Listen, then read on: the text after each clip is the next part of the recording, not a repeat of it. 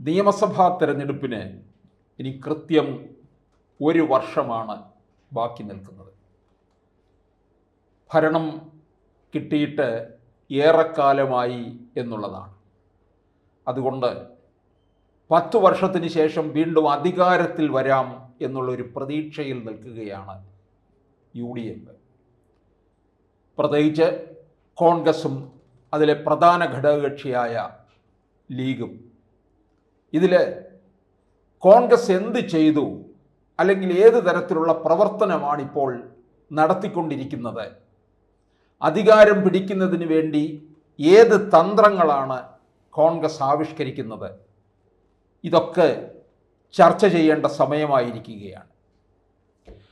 കഴിഞ്ഞ തെരഞ്ഞെടുപ്പിൽ, അതായത് 2021 തെരഞ്ഞെടുപ്പിൽ ഏതാണ്ട് 5000-ന് താഴെ ഭൂരിപക്ഷത്തോടുകൂടി CPM ജയിച്ചിട്ടുള്ള പല മണ്ഡലങ്ങളുണ്ട്.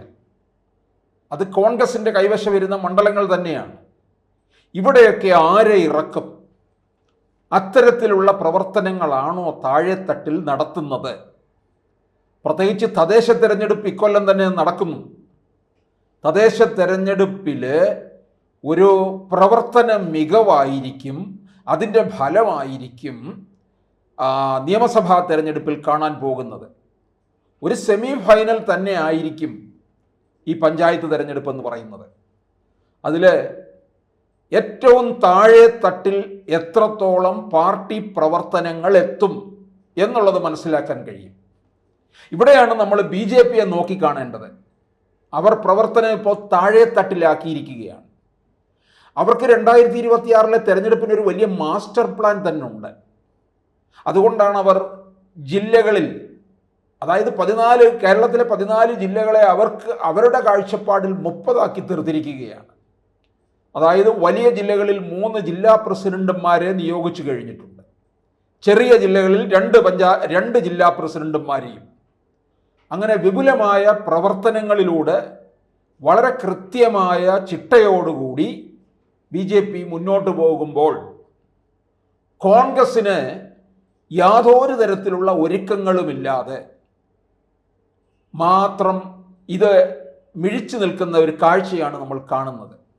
അതായത് അധികാരത്തിൽ വന്നു കഴിഞ്ഞാൽ ആര് മുഖ്യമന്ത്രിയാകണം, ആർക്ക് ഏത് മന്ത്രിസ്ഥാനം ലഭിക്കണം എന്നുള്ളതൊക്കെ സ്വപ്നം കണ്ടും അതിൽ അഭിരമിച്ചുമാണ് കോൺഗ്രസ്സുകാർ കഴിയുന്നത്. അല്പം അധ്വാനിക്കുന്നുണ്ടെങ്കിൽ അത് ലീഗ് മാത്രമാണ്. കാരണം ലീഗിന് ഭരണം വേണം. ഭരണമില്ലാതിരിക്കാൻ തുടങ്ങിയിട്ട് 10 വർഷമാകാൻ പോവുകയാണ്. ഇനിയും ഈ 2026 ഭരണം കിട്ടാതിരുന്നു കഴിഞ്ഞാൽ ലീഗിനെ സംബന്ധിച്ചിടത്തോളം UDFിൽ തുടരാൻ തന്നെ ഒരുപക്ഷെ സാധ്യതയില്ല. LDFിലേക്ക് പോയാൽ ലീഗിൻ്റെ ബാർഗെയിനിങ് നടക്കില്ല എന്നുള്ളത് ഉറപ്പാണ്. ശരി, ബാർഗെയിനിങ് നടന്നില്ലെങ്കിലും ഭരണത്തിലെങ്കിലും പങ്കാളികൾ ആകാമല്ലോ എന്ന് ലീഗ് കണക്ക് കൂട്ടുന്നുണ്ട്. 26 UDFിന് കനത്ത തോൽവി ഏറ്റുവാങ്ങേണ്ടി വന്നു കഴിഞ്ഞാൽ ലീഗ് കാര്യങ്ങളൊക്കെ മാറി ചിന്തിക്കും എന്നുള്ളത് ഉറപ്പാണ്. കാരണം ലീഗിനെ സംബന്ധിച്ചിടത്തോളം അവരുടെ സീറ്റ് എപ്പോഴും സുരക്ഷിതമായിരിക്കും. 15 സീറ്റായാലും 20 സീറ്റായാലും അവർ ഭൂരിപക്ഷവും ഉയർത്തുകയും ഈ കഴിഞ്ഞ തെരഞ്ഞെടുപ്പിൽ തന്നെ ചില മണ്ഡലങ്ങളിൽ അവിടെ LDF കയറിയിട്ടുള്ളത് ഏതാണ്ട് ഒരു 5000-ൽ താഴെ ഭൂരിപക്ഷം ഉള്ള മണ്ഡലങ്ങളിൽ LDF വിജയിച്ചിട്ടുള്ളിടങ്ങളിൽ ലീഗ് വളരെ കരുതലോടുകൂടിയാണ് മുമ്പോട്ട് നിൽക്കുന്നത്. അത് തിരിച്ചു പിടിക്കാം എന്ന് കണക്ക് കൂട്ടുന്നുണ്ട്. പ്രത്യേകിച്ച് ഒരു ഭരണവിരുദ്ധ വികാരം കേരളത്തിൽ നിൽക്കുന്നത് കൊണ്ട്, ഒരു പിണറായി വിരുദ്ധ തരംഗം കേരളത്തിൽ നിൽക്കുന്നത് കൊണ്ട്, പ്രത്യേകിച്ച് മുസ്ലിം വിരുദ്ധമായിട്ടുള്ള പ്രസംഗം പിണറായി വിജയൻ നടത്തുന്നത് കൊണ്ട് തന്നെ അത് പിണറായിക്ക് വലിയ, അല്ലെങ്കിൽ CPMന് കനത്ത പ്രഹരമേൽപ്പിക്കാൻ കഴിയും എന്ന് ലീഗ് കരുതുന്നുണ്ട്. അതുകൊണ്ട് അവർ അവരുടെ ഭാഗം കൃത്യമായി ക്ലിയർ ചെയ്ത് എത്ര സീറ്റ് കിട്ടുന്നുവോ അത്രയും സീറ്റ് തന്നെ വിജയിച്ച് UDFിലേക്ക് കൊടുക്കാൻ ലീഗ് തയ്യാറെടുക്കുകയാണ്. ലീഗ് ഇക്കുറി സീറ്റ് കൂടുതൽ ചോദിക്കും. കാരണം കോൺഗ്രസിനകത്ത് ബാർഗെയിൻ ചെയ്യാൻ പറ്റുന്ന ഒരു പാർട്ടി എന്ന് പറയുന്നത് ലീഗാണ്. ബാർഗെയിൻ ചെയ്യുക മാത്രമല്ല, കോൺഗ്രസിന് മേൽ ആധിപത്യം സ്ഥാപിക്കാൻ കഴിയുന്ന ഒരു പാർട്ടിയും ഒരു ഘടകകക്ഷിയുമാണ് ലീഗ്. അതുകൊണ്ട് തന്നെയാണ് ചില സമുദായങ്ങൾക്ക് ഈ കോൺഗ്രസിനോടുള്ള ഒരു ആഭിമുഖ്യം കുറഞ്ഞതും. ആ ആഭിമുഖ്യം കുറഞ്ഞത് തന്നെ കോൺഗ്രസിന് വലിയൊരു അപകടമാണ്. അത് മനസ്സിലാക്കിയിട്ടില്ല കോൺഗ്രസ് ഇതുവരെ. കാരണം മുഖ്യമന്ത്രി പട്ടം തുന്നി ഇരിക്കുന്നവർക്ക് ഈ വോട്ട് അകന്നു പോകുന്നത് മനസ്സിലാകുന്നില്ല. ഒരു കാര്യം മനസ്സിലാക്കണം, ഹൈന്ദവരുടെ വോട്ട് ഏതാണ്ട് നല്ല പങ്ക് CPM-ലാണ് എന്ന് CPM കണക്ക് കൂട്ടി വെച്ചിട്ടുണ്ട്. പക്ഷേ അത് കഴിഞ്ഞ തെരഞ്ഞെടുപ്പിൽ അതിനകത്ത് ചോർച്ചയുണ്ടായി. പ്രത്യേകിച്ച് ഈഴവ വിഭാഗത്തിലുള്ള വോട്ടുകൾ നല്ല പങ്കും BJP-യിലേക്ക് പോയി എന്നാണ് അവർ കണക്ക് കൂട്ടുന്നത്. അത് ഓരോ മണ്ഡലത്തിലും കൃത്യമായ കണക്ക് CPM സൂക്ഷിക്കുന്നുണ്ട്. പ്രത്യേകിച്ച് ആലപ്പുഴ പാർലമെന്റ് മണ്ഡലത്തിൽ കണ്ട കാര്യമാണ്. അവിടെ ശോഭാ സുരേന്ദ്രൻ ഉയർത്തിയ വെല്ലുവിളി, ഈഴവ വോട്ടുകൾ മുഴുവൻ BJP-യിലേക്ക് ചോർന്നു പോയത് ഹൈന്ദവരുടെ ഒരു ഏകീകരണം നന്നായിട്ട് നടത്തി എന്നുള്ളതാണ്. അത് നിയമസഭാ തെരഞ്ഞെടുപ്പിലും തുടരും എന്നുള്ളതാണ്. പിണറായി വിജയൻ തന്ത്രങ്ങൾ ആവിഷ്കരിക്കും. ആ തന്ത്രങ്ങൾ ആവിഷ്കരിച്ചതാണ് ഈ വെള്ളാപ്പള്ളിയുമായിട്ട് ഉണ്ടാക്കിയ തിരക്കഥ. അതായത്